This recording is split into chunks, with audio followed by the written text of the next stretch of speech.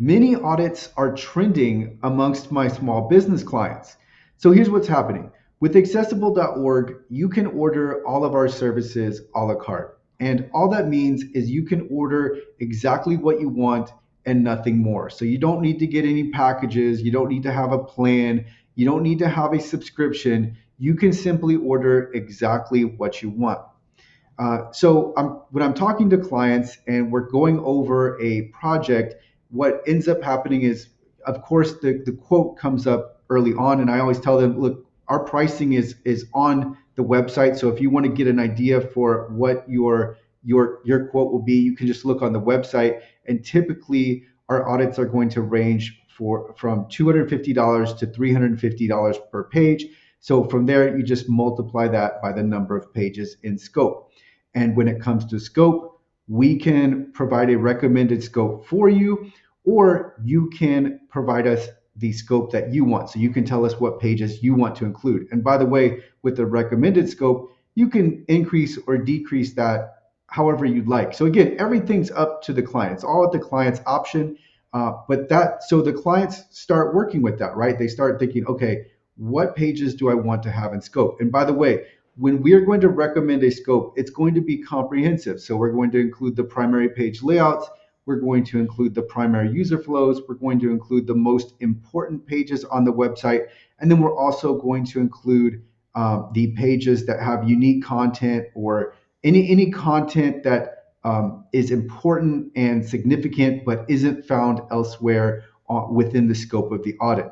So that's what goes into the scope, but obviously that's going to cost more. And so some of my small business clients are asking me about a reduced scope, and I'm telling them that's completely fine. And the term that keeps coming up in my head, it just when I was thinking of it, is mini audits, because that's really what it is we get a core set of, let's say, 5 pages, and we just work on those 5 pages. Now, obviously, there's the trade-off because this isn't as comprehensive as a scope where it's more expansive, but there is still a lot of value here to be had. And there are several benefits, and I have many of those benefits on the screen with me now in this graphic I've created for mini audits. So let's go over some of these benefits. And in the first column, I have quality. So you're still getting excellent quality audit services. Nothing changes with the quality. Again, it's just a reduced scope. So one really nice feature here is no service has been sacrificed. You're simply working from a reduced scope. And then in the second column, I have wins. So it and some two of these wins are going to apply regardless whether it's a condensed scope or not, but you're still getting them with the reduced scope. So the first win I have is education, because what happens is when digital teams work through audits, they learn about accessibility in probably the best way possible, is that they're gaining firsthand experience of working through accessibility.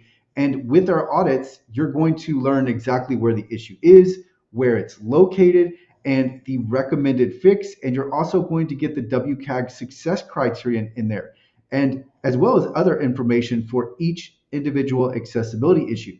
So your team learns about accessibility as they're going through this.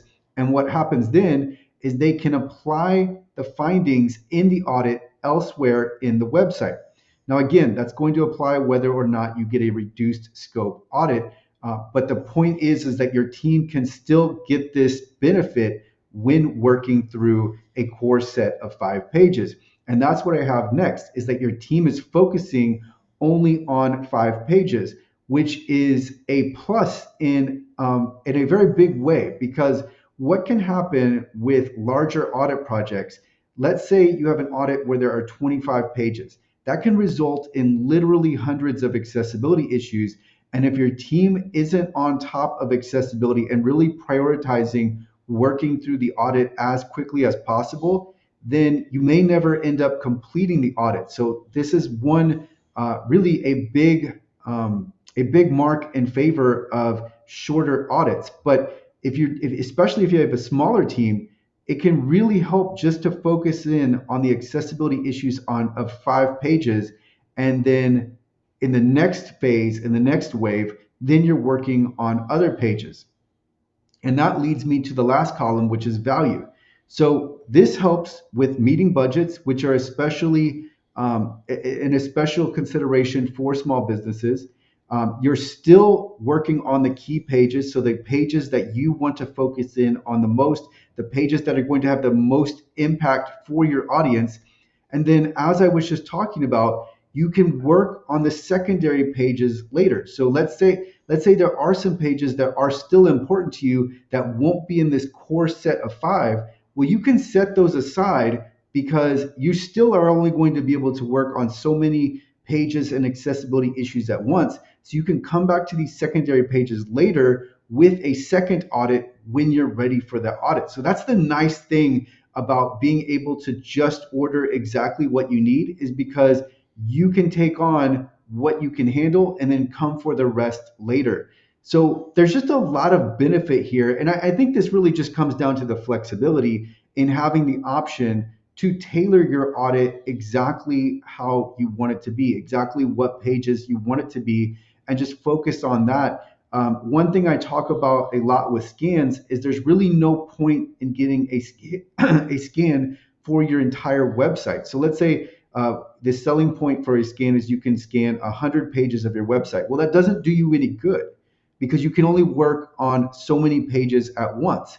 And so it doesn't exactly apply here because obviously, one, this isn't a scan, but then two, it's not nearly as the scale isn't nearly as large. But the point still remains is that with accessibility, you can only work on so many things at once, on so many pages, on so many accessibility issues.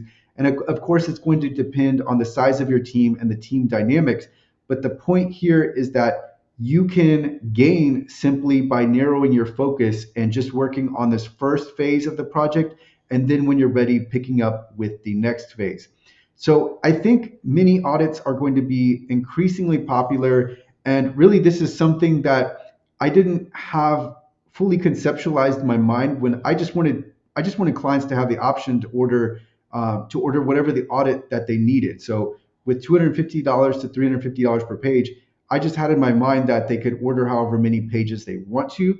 But this is just a natural consequence that's coming about, is that a lot of clients are thinking, well, like, and this is primarily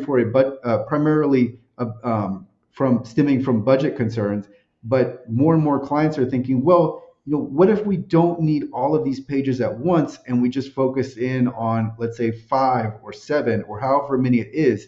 And so I think it's working out really well for a lot of accessible.org clients. And I think this will be something that comes up more and more within the industry, is that we will see more clients looking to mini audits and then using all of the value in a mini audit and really extracting that value and leveraging it to work on the secondary pages later, or just helping them learn accessibility and then apply the findings to other pages and reducing the number of accessibility issues.